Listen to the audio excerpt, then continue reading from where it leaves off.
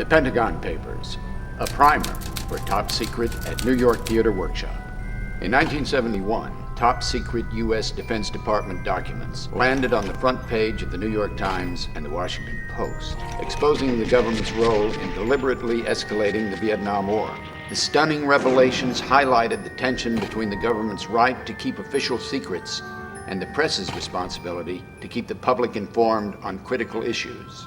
The story begins on June 17, 1967. Secretary of Defense Robert S. McNamara commissioned an analytical history of U.S. decision-making in Vietnam. More than 30 researchers worked to create a 47-volume, 2 million-word, 7,000-page document that would become known as the Pentagon Papers. November 5, 1968, Richard Nixon was elected the 37th President of the United States.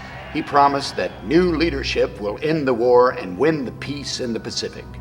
December 25, 1968. Daniel Ellsberg, a U.S. military analyst for the RAND Corporation and contributing author on the Pentagon Papers, spent 4 days with Henry Kissinger, Nixon's new national security advisor.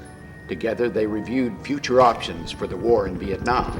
Ellsberg's exposure to the Pentagon Papers had converted him from a Vietnam War supporter to an advocate of U.S. withdrawal.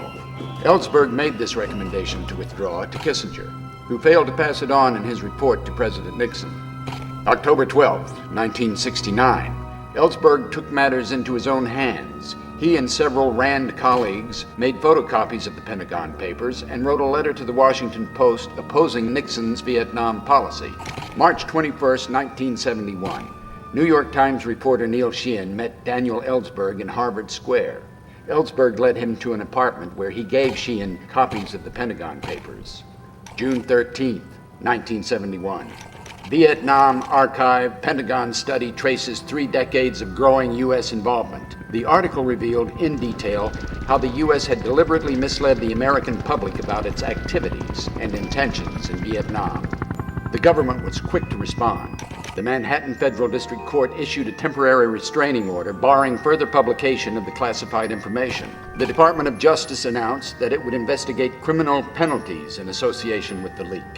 June 16, 1971. After the New York Times was silenced, Ben Bagdikian, an editor of the Washington Post and a former RAND employee, contacted Daniel Ellsberg and arranged to pick up a copy of the Pentagon Papers. The next day, Bagdikian and a team of reporters encamped at the home of Ben Bradley, the executive editor of the Post. They spent the day dissecting the contents of the papers and decided to publish an article as soon as possible. June 18, 1971. Documents revealed U.S. effort in '54 to delay Viet election. The Department of Justice immediately sought a restraining order and permanent injunction.